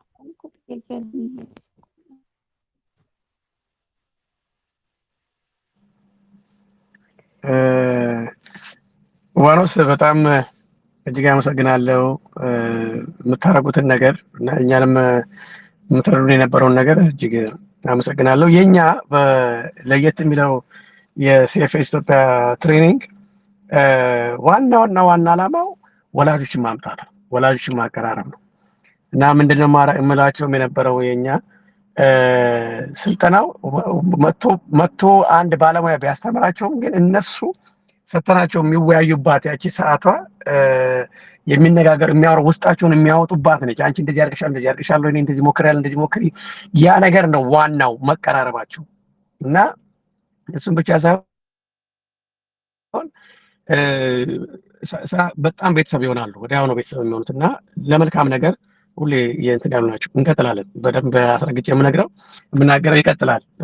ምክንያቱም አሁን ብዙ እየመጣ ነው። ምንድነው እኛ ወደ ድሬዳዋ እንትኑን ባዞርን ጊዜ ወደ ድሬዳዋ ያለውን ነገር ስናደርግ አዲስ አበባ ላይ በጣም ብዙ መጣ። ወዲያው ኤግዛክትሊ የ12 ሳምንት ስልጠናዎችን በዚሁ በእኛም እንትን የተባለ አንዳንድ ወላጆችም በየራሳቸውም ሲጀምሩ ቆይ እኛ ዋናው ዓላማ የነበረው የወላጆች ድምፅ እንዲሆን ነው። ያንን ነው ደጋግመን እናስተምራለን። የወላጆች ድምፅ ያስፈልጋል። እናቶችም እናንተ መናገር አለባችሁ። የሆነ ቦታ ሄጄ እናንተ ካላገዛችሁኝ ወይም እዚህ ጋር ባለሙያው ብቻ ማውራቱ ጥቅም የለውም የሚል ነው። ደፍሬ እንቀጥላለን። ያንን አሁን ደግሞ የምንቀጥለው በተለይ ወላጆችን ብቻ ሳይሆን ኢቭን የባለሙያ ቅድም ያልኩት ነው። ፑትዲስ ፕሮጀክት አሁን በመጽሐፍ መልኩ ይመጣል። ብሉፕሪንት ሆኖ የሲኤፍኤስ ኢትዮጵያ ብሉፕሪንት ይሄንን ፑትዲስ ማለት ይሄንን እስቲ አድርገን እንሞክረው አውቲዝምን ወይም ልዩ ፍላጎትን ሌትስ ፑት ዲስ አስ ሶሉሽን ፒዩቲዲአይኤስ ፑትዲስ ይሄንን እንደ ሶሉሽን እናደርገው የሚል ነው። ሆሊስቲክ ነው የኛ አፕሮች። ምንድነው የመጀመሪያውና ትልቁ ነገር ፒ ስታንድስ ፎር አርት ሚውዚክ ቴራፒ። ይሄ በሰፊው መደረግ አለበት። ዩኒቨርሲቲስ ፎር አውቲዝም፣ ዩኒቨርሲቲዎች በጣም መቅረብ አለባቸው። ዳታዎችን ማወቅ አለባቸው። ወላጆች አሁን ያለንበትን መነገር መቻል አለበት። አላርሚንግ በጣም በሚገርም ሁኔታ እያደገ እንዳለ ማለት ነው የልዩ ፍላጎት በስፔሻሊ አውቲዝም። ሌላኛው ትሬኒንጎች ለወላጆች ብቻ ሳይሆን ለፕሮፌሽናሎቹም መሰጠት አለበት። አሁን ትልቁ ነገር እኛ የምናደርገው ምንድነው የዓለምንም ለምሳሌ እናንተ አሁን ከኢትዮጵያ አዲስ አበባ ዩኒቨርሲቲ ወይም ኮተቤ ከተለያዩ ቦታ የተመረቁ አሉ። ግን ያን ደግሞ የሾርት ትሬኒንግ የአሰልጣኞች አሰልጣኝ በመስጠት ሰርቲፋይድ በሆኑ የሚደረግ ነው። ምክንያቱም እኛ እንኳን ይችን ስልጠናዎችን ሰጠን ብዙ ወላጆችም እንደውም የሆነ ከእውቀታቸውን ከመጨመር በተጨማሪ ስራም ሁሉ ያገኙበትም አለና ይህንን ትሬኒንግ ሞር ከፍ ወዳለ ነገር ለማምጣት ብዙ ባለሙያዎችን አንድ ላይ በማድረግ እዛም ሳይሆን በቃ አንድ ወጥ የሆነ አድርጎ ወላጆችንም ባለሙያዎችንም ከዚሁ አንጻር ከመፍጠር ስፔሻላይዝ የሚያደርጉበትንም መንገድ የማመቻቸት አለና ሌላው ዲያግኖሲስ ነው። አንድ ሴንተር እኛ እንፈልጋለን። ሁሉም ሴንተር የመገንባት ሀሳብ አለው። ሪሶርስም እንደዚሁ ይበታተናል። ግን ይሄ ባለፈው እኛ የሞከርነው አለ። አሁንም ዲያግኖሲስ ላይ በጣም መስራት አለበት። እሱ ነው ዋናው። ፒዩቲዲአይኤስ ብለን ስንልኛ እነዚህን ወርዶች ነው የምንጫወተው። ለምሳሌ ዲያግኖስ ከተደረገ በኋላ ቴራፒ ያስፈልገዋል፣ ትሬኒንግ ያስፈልገዋል፣ ሶሻል ሚዲያ ላይ መሳተፍ አለበት የመሳሰሉት እና እነዚህን ነገሮች አመተን ነው የምናደርገው እና በተለይ መላን አይናችንን ከጣልንባቸው ሌሎች የወላጆች ድርጅቶች እንዳሉ ሆነው በተለይ በባለሙያዎች ከተመሰረቱትም ደግሞ እናንተም ትልቅ ታደርጋላችሁ እና አሁን ቀጣይ የኛ በተለይ እዚህ ኢቨንቶፒያ በአሜሪካን ሀገር ኢቨንቶፒያ ፕላትፎርም ናሌጅ ዶኔሽን ብለን ሰዎች እውቀታቸውን ዶኔት እንዲያደርጉ ሰው ገንዘብ ዶኔት ያደርጋል፣ ልብስ ዶኔት ያደርጋል። ግን እውቀታቸውን ዶኔት አድርገው አያውቁም እና አሁን የጀመርነው ላይቭ ኖሌጅ ዶኔሽን ብለን ነበረ የጀመርነው እና በቀጥታ ማንም እንትን ሳይሉ አብረተው እውቀታቸውን እንዲለግሱ የሚል ነው። ካሉበት ከወንበራቸው የትም ሆነው የትም እና ያን ማበረታታት ያስፈልጋል እና እነዛንም የማስቀጠል በዚህ በኢቨንቶፒያ ማርኬቲንግ በኢቨንቶፒያን ፕላትፎርም ላይ የመጀመሪያው ሐሙስ ቀን በወር በገባ መጀመሪያው ሐሙስ ቀን ባለሙያዎችን እንትን እያልን እናደርጋለን። ስለዚህ አሁን ሁለቱንም ከኢትዮጵያም ከዚህም ከአሜሪካም እያደረግን እንትን እናደርጋለን። አሁን እንደውም በ30 አሁን ያለው ኦክቶበር 30 የኤቢ ቴራፒ በባለሙያዎች የቤት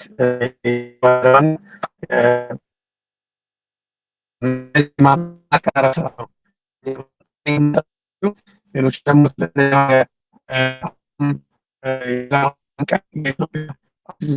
ብለን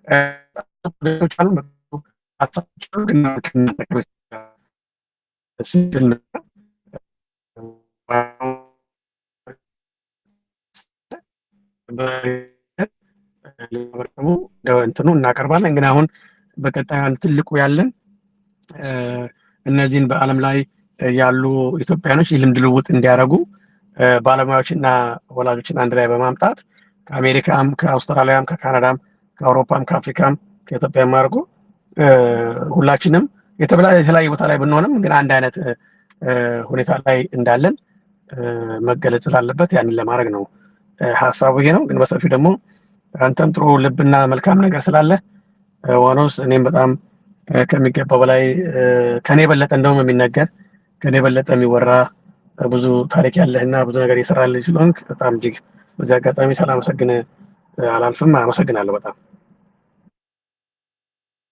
አመሰግናለሁ። አስከልብ እናመሰግናለን። ሆፕ ስልጠናዎቹን ቀጥሎ ሌሎች ፕሮጀክቶችም ወደ መሬት ወርደው ጥሩ ስራዎችን እንመለከታለን ብዬ ተስፋ አድርጋለሁ። መላም ሁሌም ቢሆን ከሲኤፍኤስ ጋር ከጎናችሁ እንደሆነ በዘጠኝ ለመናገር ፈልጋለሁ። አሁንም በድጋሚ ለአቶ ተፈራ ጥያቄ ማቅረብ የምትፈልጉ ቤተሰቦቻችን ማይካችሁን ኦን አድርጋችሁ ጥያቄያችሁን ማቅረብ ትችላላችሁ።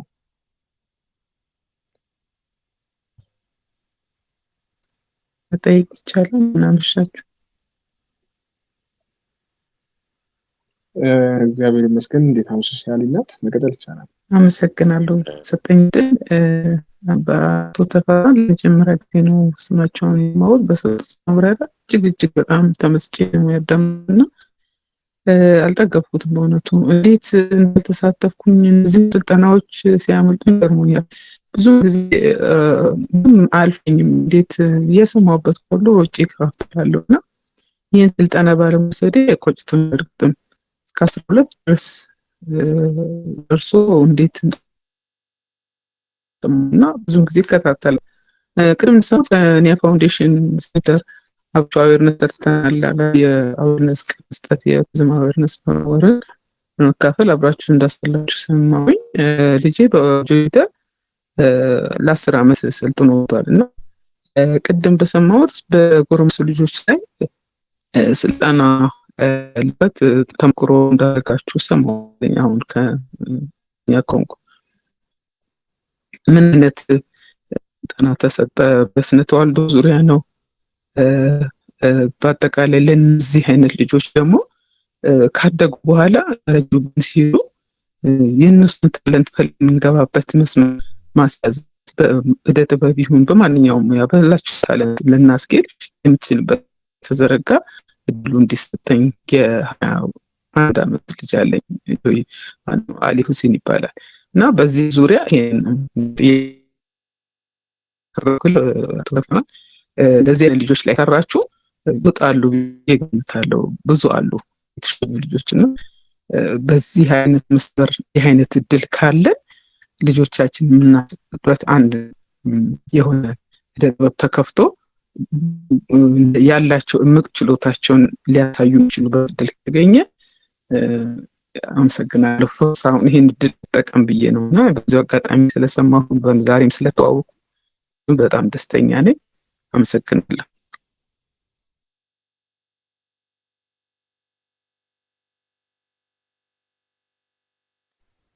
እሺ፣ እናመሰግናለን ያሊናት። ተፈራ ቅጠል ትልቅ አመሰግናለሁ ለተነሳው ሀሳብ።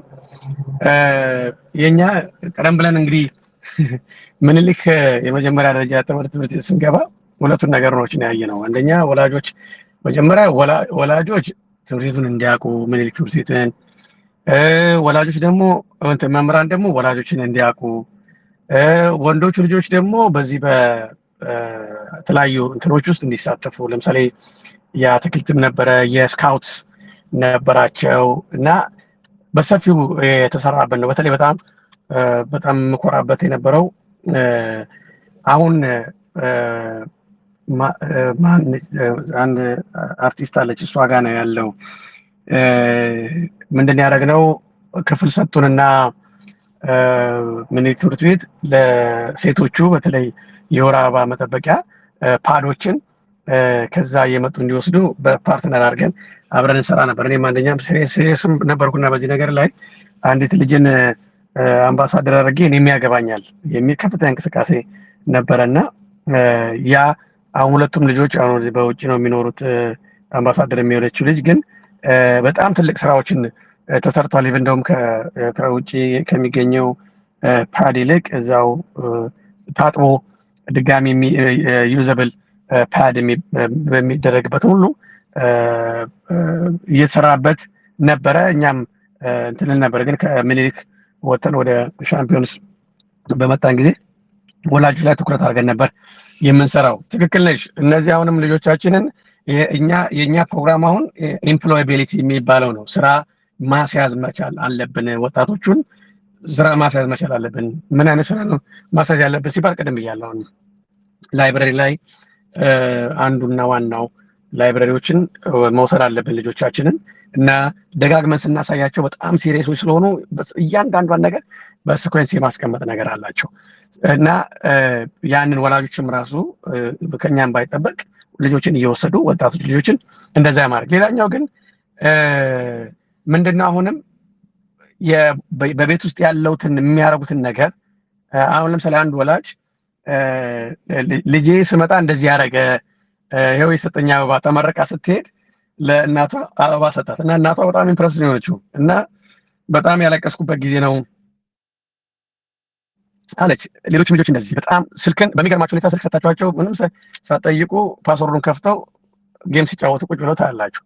ጊፍት ናቸው፣ ልዩ ናቸው። ምክንያቱም ስፔሻል ናቸው ልጆቹ። እኛም እስቲ የተለየ ልጅ እስቲ ለማሳደግ አቅሙ አለ ሆይ ተብሎ የተሰጠንን፣ እነሱም ደግሞ ልዩ ናቸው። ልዩን ነገር ደግሞ በልዩ ነው ማየት ያለብን ብዬ ነው የማስበው። ስለዚህ እነዚህ ልጆችን ለማምጣት እንግዲህ ወላጆችም ትልቅ ሚና ያስፈልጋል። እንግዲህ ያው መላም ሴፌስም በጋራ ነገር ደግሞ በመሆን ደግሞ እዚህ ላይ ይሰራል። በእንትንም ደግሞ ያየው ይመስለኛል የቴክኒክ ነገር ላይም አንዳንድ ልጆችን እያሳተፉ አይቻለሁ። የኛ ልጆች አውቲዝም ማህበር የሚባል በእነ ወይዘሮ ኩለን ሰላም ሰብለ እና ሳምራዊት ልጅ የመሳሰሉት የኛ ተማሪዎች የነበሩ ያው ቅድም ምስር እንዳለችው መክረን ዘክረን ድምጻቸውን እንዲያሰሙ አድርገን ድምጻቸውን እያሰሙ ያሉ ወላጆች አሉ። እንደዚህ ከነሱም ጋር ያስፈልጋል። አሁን የወላጆች ህብረት ያስፈልጋል። ያ የወላጆች ህብረት ደግሞ ለልጆቻችን ደግሞ ምን እናደርግ፣ ለኛ ብቻ ለምን ለልጆቻችን ምን እናደርግ የሚል ልጆች መውጣት አለባቸው። አሁን ትልቁ ያለው በአብዛኛው ልጆች ቤት ተደብቀው ነው ያሉት። እናትና ልጅ በጣም ተሳስረው ነው ያሉት። እናት ህመምተኛ ነች፣ ወይ የትከሻ ወይ የክርን ይሁን አቅፋ ትንሽ የለ ትልቅ የለ። ለምን ማህበረሰቡ አይረዳም። ስትወጣ ያለው ማህበረሰብ የማይገባው ነው። ስለዚህ ያና አዌርነስ በጣም መፈጠር አለበት። ለዚህ ደግሞ መላ በጣም እንትን ማድረግ አለባችሁ፣ መሰራት አለበት። በጣም መሰራት አለበት። መላ ሴፌስ መስራት አለበት፣ እንደ ግለሰብም መስራት አለበት እና አንዱ የኛም አንዱ ነገር በዚህ ላይ ነውና ያንቺም ደግሞ ተሳትፎ ያስፈልጋል። ቅረቢያቸው እነ ዋኖስን እና አዳዲስ ነገሮችን ዲዛይን እያደረጉ መጀመር ነው። እኔ በመጀመር ነው የማምነው። የሆነ ነገር ሀሳብ ከሰማው በቃ በነጋታው ነገር እንዲሆን ነው የምፈልገው። ምክንያቱም ጊዜም የለም። ከጊዜ አንጻር ጊዜ የሚሰጠው ጉዳይ ስላልሆነ እስካሁን ያለው ይበቃል እና እንደገባን ወዲያው እንደተሰማን ወይም ደግሞ ነገር እንደሆነ መፍትሄዎችን ወዲያው ማምጣት መቻል አለብን። አንቺም የመፍትሄው አካል ነሽና አለማለት ብዬ ነው። እጅግ አመሰግንሻለሁ። ካልመለስኩኝ ደግሞ በሂደት በስራ እንመልሰዋለን። ግናለው ንግግር ክህሎት የለው ማስተዋል እሱ ላይ ምን እንሰራለን? ምንድነው አሁን ያለው አንዱ አሁን የዲያግኖሲስም ቅድም ብያለሁ 7 ነገሮች አሉ እና አሁን አትሊስት እንትኖች ኒያም ፋውንዴሽን ብዙ ነገሮችን እየሰሩ አይቻለሁ። ትኩረት የሚባልም ድርጅትም እንዳለ አውቃለሁ። እነሱም ጋር ምንድነው ወላጆች እኛ ጋር ስልጠና ስንሰጥ የመጨረሻው ሳምንት እንትን ላይ ነው የሚሆነው።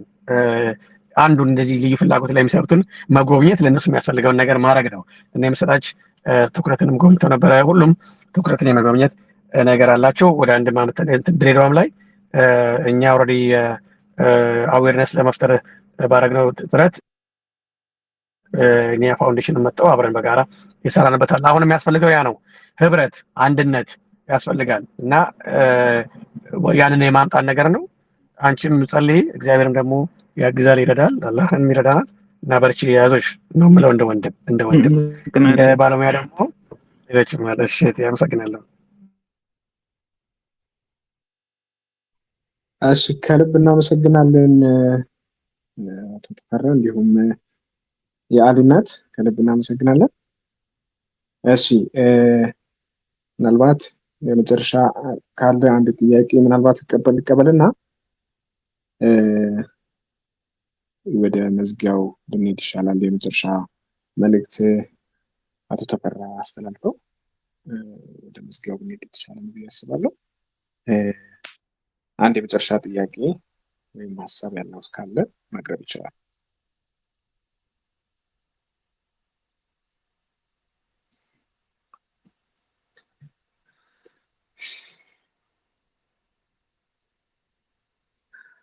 ኦኬ እሺ፣ ጥያቄ ሀሳብ አስተያየት ከሌለ ምናልባት ይመስለኛል ሌሎቹ ባነሱት ወይም ደግሞ አቶ ተፈራ ቅድም በነበራቸው ገለጻ ላይ አብዛኞቹን ሂደቶች ምላሽ ሰጥተውበታል እና ያን ጥሩ ገለጻ ነበር ብዬ አስባለሁ። የእሳቸውን ጆርኒ እና የሲፒስ የነበረውን ሂደት ጥሩ አድርገው ገልጸውታል ብዬ አስባለሁ። ስለዚህ ምናልባት አቶ ተፈራ በስተመጨረሻ ማስተላለፍ የምትፈልገው ሀሳብ፣ አስተያየት መግለጽ የምትፈልገው ነገር ካለ እድል ልስጥ። መጨረሻ በጣም ጊዜያችሁን ስለሰጣችሁኝ እጅግ አመሰግናለሁ። በሁለት ምሳሌዎች ነው የምዘጋው፣ ምክንያቱም እኔም ብዙም ማውራቱ ላይ ባልሆን ደስ ይለኛል፣ ምክንያቱም መስራት በጣም ስለሚጠበቅብን ማለት። ሁለት ምሳሌዎች ልስጥና በነዛ ውስጥ እንግዲህ የኔን መልዕክቶችን ፈልጓቸው። የመጀመሪያው ሰውየው ኮተቤ ከብቶችን ያረባ ነበር፣ ይሸጥ ይለውጥ ነበር እና አንድ ቀን አንድ ጥጃ ብቻ ተቀረው ነበረ እና ያችን ጥጃ ሁልጊዜ ሲወጣ ገለባ ገዝቼልሽ እመጣለሁ፣ በነጋታውም ፍሮሻ ገዝቼልሽ እመጣለሁ፣ ሳር ገዝቼልሽ እመጣለሁ፣ እንደዚህ ያደርግልሻለሁ እያለ በጣም ሁልጊዜ በቃ ጥጃዋን ሲወጣ ሲገባ ይነግራት ነበር። እና አንድ ቀን ያቺ ጥጃ በጣም እየከሳች ልትሞት ስትል ኧረ እቺ ጥጃ ከመሞቷ በፊት ትታረድ ተባለ። ገጠር እንደዛ ነው የሚደረገው። ከብቶች ከታመሙና እንትን ካሉ ከመሞታቸው በፊት ይታረዳሉ። እዛን ያቺ ጥጃም እንደዚሁ ታረደች እና ቆዳዋና አጥንቷ ሊለያይ አልቻለም። እና በቃ በጣም በቃ ቆዳዋና አጥንቷማ ካልተለየ ምላስና ሰንበር እንብላ ብለው፣ ምላስና ሰንበር ማለት ያው ወደ ጆሮ ነው፣ ወደ ላይ ነው የሚቀደደው። አፏን ወደ ላይ ወደ ጆሮ መቅደድ ማለት ነው። ያችን ጥጃ ወደ ላይ በሚቀድበት ጊዜ ጆሮዋ የመጨረሻ ጮማ ሆኗል፣ በጣም ጮማ ሆኗል። እና ምንድነው የዚህ ምሳሌ የሰማችበት ማለት ነው። ጥጃዋ ሰውነቷ ከስቶ የሰማችበት ጆሮዋ ብቻ ነበር የሰባው። የኛም ማህበረሰብ እንዲናደርግላቸዋል እንዲሆናል እንደዚህ ነው ምናምን በሚል በጣም ጆሮአቸው ሰብቷል። ወላጆች በጣም መልስ ይፈልጋሉ፣ ከመንግስት መልስ ይፈልጋሉ፣ ከባለሙያዎች መልስ ይፈልጋሉ፣ ከእርስ በርሳቸው ጋር አንድ ለመሆን መልስ ይፈልጋሉ። ለሁሉም ነገር ከሕክምና ባለሙያዎች መልስ ይፈልጋሉ፣ ከሳይካትሪስቶች ወይም ደግሞ ከቴራፒ ሰጪዎች ይፈልጋሉ። እና ከማውራት ባለፈ ልንገኝላቸው ይገባል፣ ጆሮአቸውን ማስባት የለብንም የሚል ነው። እኔም ያንን ምሳሌ ስለምወስድ ነው። ሁለተኛ በቀጣይ በተለይ እኔም መጥቻ አወራሁኝ፣ ከበደም ይመጣል፣ አለሙም ይመጣል፣ ሌሎችም ይመጣሉ እና በማውራት ማለፍ የለብንም። አንድ ወቅት ላይ አባትና ልጅ ወክ እያደረጉ ልጅ አባትን አባዬ የእግዚአብሔር መጠኑ ምን ያህል ነው አለው እና አባትን በጣም ደንግጦ በጥያቄው ተገርሞ ወደ ሰማይ ሲመለከት እቺ በጭስ የምትታፈን አንድ መስቀል የምታክል አውሮፕላን አለች እና ወደ ላይ ቀና ሲል አባት አጋጣሚ እሷን ያህል ልጄ ያቺ አውሮፕላን መጠኗ ምን ያህል ነው አለው። አባዬ በጣም ማየት አልቻልኩም፣ በጣም ትንሽ ነች አሉ። አባት ግን ብልጥ ስለነበረ ያንን ልጅ አየር መንገድ ወስዶ አውሮፕላን አሳየው። አውሮፕላኑን በሚያይበት ጊዜ ጠየቀው አባት ልጄ የአውሮፕላን መጠኑ ምን ያህል ነው ሲለው አባዬ በጣም ትልቅ ነው፣ ኧረ እኔ እንደውም ሁሉንም ነገር ማየት አልቻልኩም አለ።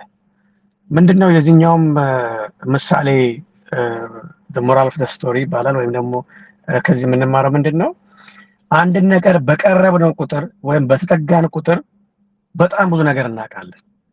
አሁን የእህቴ የአይሮ ኬሪ ልጅ በጣም ስለምትቀርበው ሁሉ ነገር ታውቃለች። አሁን ዋናው ስለ ልጅ ቢጠይቅ አያውቅም፣ ወይም አንተም ስለ ልጅ ብታውቅ ስለ መላ ዝም ብሎ መንገድ ያለ ሰው ብትጠይቅ ወይም ደግሞ እንደዚህ ምን ለማለት ነው በጣም መቀራረብ ያስፈልጋል። እና በጣም በተቀራረብን ቁጥር ትልቅ ነገሮችን እናያለን እና መቀራረብን መምረጥ መቻል አለብን። ሌላው ሁልጊዜ እንደ ምሳሌ የምጠቀመው አለ ናሌጅ ኢዝ ናት ኢናፍ ይመስት አፕላይ። እውቀት ኖሮን ካልጠቀምንበት፣ ዶክተር ሆኖ ካላከመ፣ ኢንጂነር ሆኖ ካልሰራበት፣ መምህር ሆኖ ካላስተማረበት፣ ምናምን ካላለበት ምንም ጥቅም የለም። ስለዚህ knowledge is not enough, you must apply. willing is not enough ይላል። ፍላጎትም ምንም ጥቅም የለውም። እንደዚህ መሆን ፈልጋለሁ፣ እንደዚህ መሆን ፈልጋለሁ፣ እንደዚህ መሆን ፈልጋለሁ ይባል ምንም ጥቅም የለውም። ስለዚህ መሆን ያስፈልጋል። አሁን እናንተ በመጀመራችሁ ነው፣ በቃ እኛም በመጀመራችን ነው የሆነው። ስለዚህ ይሄን እንደ ምሳሌ እሰጣለሁ። ይሄንን እንደ መርህ እኛም ይዘን የምንከተለው ነው። ምን ሰዎች አላወራም፣ እኔም ብዙ ነገር ማሳየት ወዲያው በነጋታው አድርጎ እንትን ማለት። ስለዚህ በቀጣይ እናንተ ጋር ተባብረን የምናደርጋቸው መሰራጭ ብዙ ነገሮችን አውርቻለሁ። ያንን ወሬያችንን በተግባር ለማድረግ በሁለተኛው ምሳሌ መሰረት መቀራረብ አለበት። ስንቀራረብ ትልቅ ነገር ውስጣችን እንዳለ እናያለን። ስንቀራረብ በጣም ብዙ ትልቅ ነገር በእያንዳንዱ ሰው ውስጥ እንዳለ እንገነዘባለን። እና ይህን ለማለት ነው። በእውነት ስለሰጣችሁኝ እድል እና በእውነት ያወራሁት ነገር ጠቅሟችሁ ሳይሆን እንደው መቼም ጊዜያችሁን እንደወስድባችሁ ተፈቀዳችሁልኝ እጅግ አመሰግናለሁ። የተባረከ ምሽት ለሁላችሁም እንዲሆንም እንደዚሁ እመኛለሁ። አመሰግናለሁ ስለተሰጠኝ እድል። እጅግ ከልብ እናመሰግናለን አቶ ተፈራ። ያው አንተም እንዳልከው ጆሮ ከማስባት ባለፈ ወደ መሬት ደግሞ ብዙ ነገሮችን አሁን የተነጋገርናቸው ነገሮች ያወራናቸው ነገሮች ወደ መሬት ወርደው የተሻሉ ነገሮችን መፍጠር እንችላለን ብዬ አስባለሁ። እና በዚህ አጋጣሚ ያው መላም ከሲኤፍኤስ ጋር ያው በቅርቡ በመቀራረብ ስልጠናዎችንም ከቅድም ሲያነሳቸውም የነበሩ ሀሳቦች አሉና አቶ ተፈራ በዛ በቅርቡ መተን የተሻሉ ስራዎችን በጋራ እንደምሰራ ተስፋ አድርጋለሁ። እጅግ ከልብ እናመሰግናለን። ምናልባት ለአንድ ሰው እድል ልስጥና ለማመስገን እንለያይ።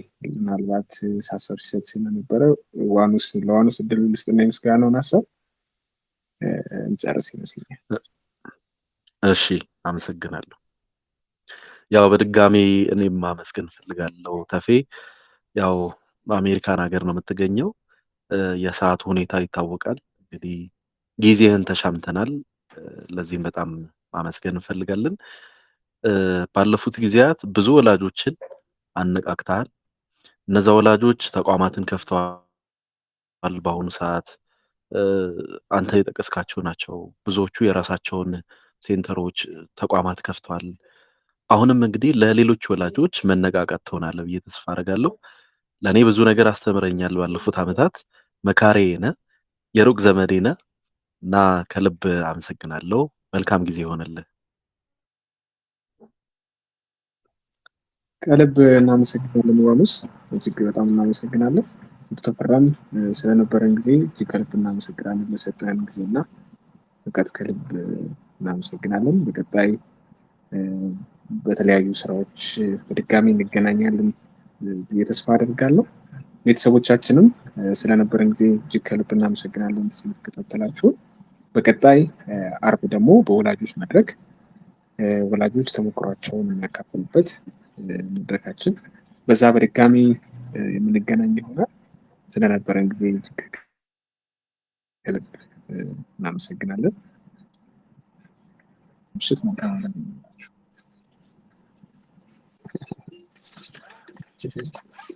አመሰግናለን።